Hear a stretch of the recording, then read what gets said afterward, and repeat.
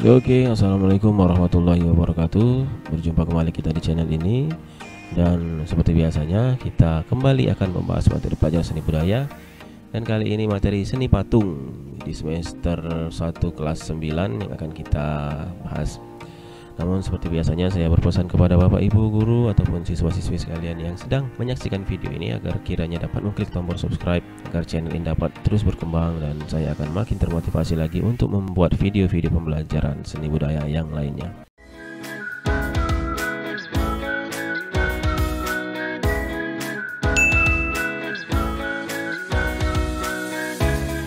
Kita masuk materi seni patung, materi seni budaya kelas 9 semester 1.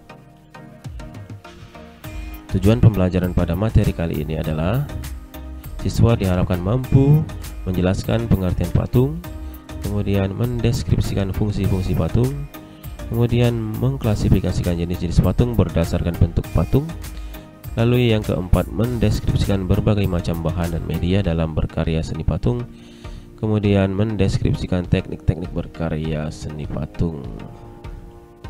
Lalu yang keenam atau yang terakhir adalah berkarya seni patung dari salah satu teknik dengan bahan yang ada di sekitar. Itulah tujuan pembelajaran pada materi kita kali ini. Selanjutnya, pada saat mendengar kata patung, apa yang terlintas dalam pikiran kalian?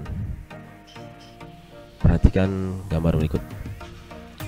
Ini ada patung, contoh-contoh patung ya. Pada saat mendengar kata patung, apa yang terlintas dalam pikiran kalian?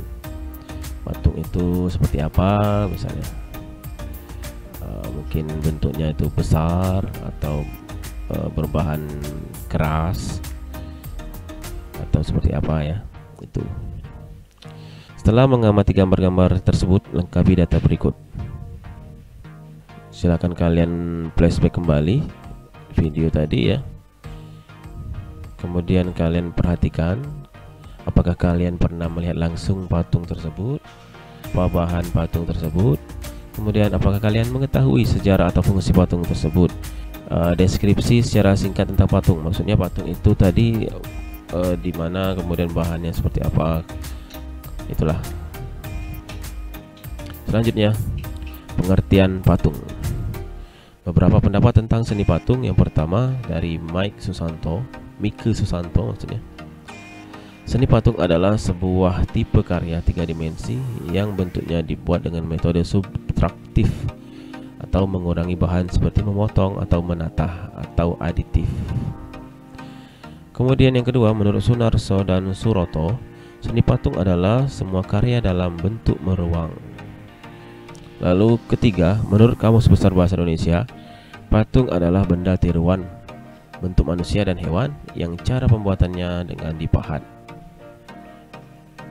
Lalu menurut B.S. Mears, seni patung adalah karya 3 dimensi yang tidak terikat pada latar belakang apapun atau bidang manapun pada suatu bangunan. Itu beberapa pendapat tentang seni patung ya, pengertian seni patung. Selanjutnya, secara umum berdasarkan pembuatannya, seni patung ada 3 macam, yaitu patung sebagai fungsi personal, maksudnya karya seni patung diciptakan semata-mata untuk kepentingan personal atau pribadi, sebagai ekspresi perasaan dan ungkapan pribadi, termasuk tujuan religi atau sarana beribadah. Lalu yang kedua, patung sebagai fungsi sosial. Patung diciptakan untuk memperingati suatu peristiwa yang bersejarah atau mengenang jasa seorang pahlawan besar dalam sebuah bangsa atau kelompok. Dalam catatan sejarah misalnya patung untuk monumen, banyak sekali ini contohnya ya. Kemudian yang ketiga, patung sebagai fungsi fisik. Patung bernilai estetika, artinya menciptakan dan membuat patung semata-mata untuk dinikmati keindahannya. Patung-patung yang dibuat sengaja untuk menghiasi sebuah taman, sebagai dekorasi di sebuah gedung, dan juga berfungsi memperindah sebuah konstruksi bangunan. Itulah ketiga macam seni patung ya. Selanjutnya, setelah kalian belajar tentang pengertian patung, perhatikan patung-patung yang ada di lingkungan sekolah atau tempat tinggal kalian.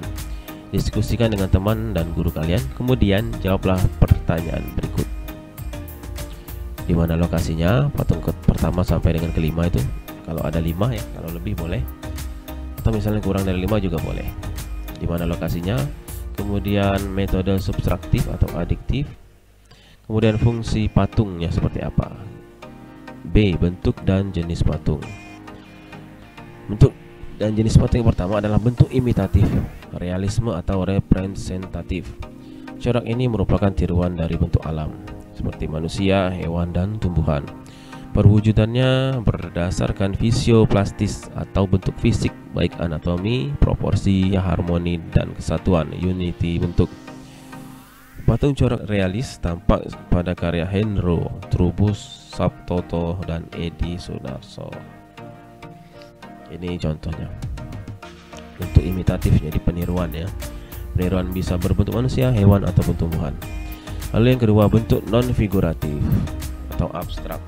Patung ini secara umum sudah meninggalkan bentuk-bentuk alam dan untuk perwujudannya bersifat abstrak. Patung yang tidak menampilkan bentuk yang umum dikenal seperti bentuk-bentuk yang ada di alam. Ia mengolah elemen-elemen rupa trimatra seperti garis bidang ruang dan memperlakukan unsur-unsur rupa tersebut sebagaimana adanya, tidak menggambarkan bentuk-bentuk alam. Ini contohnya. Ini bahannya dari kayu. Selanjutnya, carilah gambar patung dari berbagai sumber. Diskusikan dengan guru dan teman-teman kalian. Kemudian tempelkan sesuai dengan bentuk patung dan jenisnya. Ini tugas kalian selanjutnya.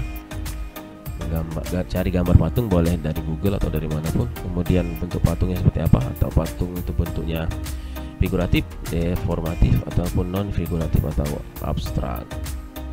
Selanjutnya lagi, yang C, bahan dan alat dalam berkarya seni patung. Yang pertama, bahan. Bahan seni patung dapat dibedakan menjadi 3, yaitu A. Bahan lunak. Bahan lunak adalah material yang empuk dan mudah dibentuk, misalnya clay tepung, tanah liat, lilin, sabun, plastisin, dan bahan yang mudah dibentuk lainnya. Kelebihan dan kekurangan bahan lunak seperti sabun mudah dibentuk tapi ukurannya kecil, sehingga ada keterbatasan dalam berkarya yang lebih besar. Lalu bahan sedang, artinya bahan itu tidak lunak dan tidak keras. Contohnya kayu waru, kayu sengon, kayu randu, dan kayu mahoni. Kemudian yang C, berbahan keras. Bahan keras dapat berupa kayu atau batu-batuan. Contohnya kayu jati, kayu sono keling, dan kayu ulin. Bahan keras antara lain batu padas, batu granit, batu andesit, dan batu pualam atau marmer. D, bahan cor atau cetak.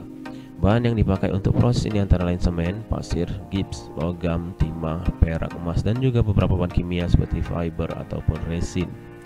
Kemudian yang E, bahan lain yang ada di sekitar atau benda-benda bekas, misalnya kertas. Ini contoh dari plastisin.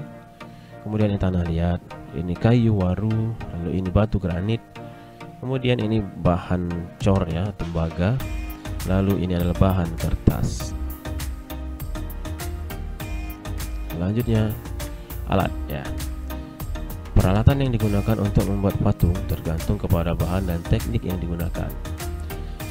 Macam-macam alat antara lain adalah butsir atau alat bantu untuk membuat patung yang terbuat dari kayu dan kawat. Kemudian meja putar adalah meja bulat yang bisa berputar. Fungsinya untuk memudahkan dalam mengontrol bentuk dari berbagai arah. Lalu yang selanjutnya lagi, pahat adalah alat untuk memahat, mengurangi atau membentuk bahan batu dan kayu atau bahan keras lainnya.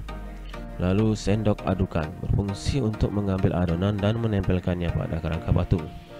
Selanjutnya alat las karbit ya, atau listrik. Ini contoh butsir terbuat dari kayu dan kawat. Lalu ini meja putar dan ini pahat. Selanjutnya ini adalah alat las karbit. Berikutnya D, teknik berkarya seni patung. Teknik berkarya seni patung yang pertama adalah teknik pahat, yaitu mengurangi bahan menggunakan alat pahat. Misalnya membuat patung dan relief dengan bahan dasar kayu dan batu. Alat yang digunakan adalah pahat dan palu. Kemudian teknik butsir, yaitu membentuk benda dengan mengurangi dan menambah bahan. Misalnya membuat keramik dengan bahan dasar tanah liat. Alat yang digunakan adalah sudip. Selanjutnya teknik cor, yaitu membuat karya seni dengan membuat alat cetakan, kemudian dituangkan adonan berupa semen, gips, dan sebagainya, sehingga menghasilkan bentuk yang diinginkan. Alat yang digunakan adalah cetakan. Lalu yang keempat, teknik cetak, yaitu membuat karya seni dengan cara membuat cetakan terlebih dahulu. Misalnya membuat karya patung kerajinan dengan bahan dasar tanah liat dan semen. Kemudian yang kelima, teknik ensembling atau merakit adalah membuat sebuah komposisi atau sambungan dari material seperti besi, logam, tembaga atau berbagai macam material seperti benda, found objek, kertas, kayu dan tekstil. Bisa dengan cara las listrik, menyambung dengan lem untuk membuat karya untuk mendapatkan bentuk tertentu. Misalnya berkarya seni patung kontemporer dengan bahan dasar logam atau besi. Yaitu ada 5 teknik berkarya seni patung. Silahkan kalian pahami. Selanjutnya yang E, praktik berkarya seni patung. Praktik berkarya seni patung yang pertama, patung berbahan lunak. Teknik yang digunakan adalah teknik pijat atau membentuk. Langkah-langkah pengerjaannya sebagai berikut. A. Buatlah sketsanya terlebih dahulu. B. Tentukan bahan lunaknya, misalnya tanah liat. Untuk banyaknya bahan, sesuaikan dengan desain dan siapkan alat seperti butsir dan meja putar. Kemudian yang C, tempatkan tanah liat di tengah meja putar. Meja putar dipakai untuk memudahkan dalam proses pengerjaan karena bisa diputar dan melihat perbandingan dari segala arah. Lalu yang D, bentuk bahannya dengan cara dipijat-pijat hingga mendekati model yang diinginkan.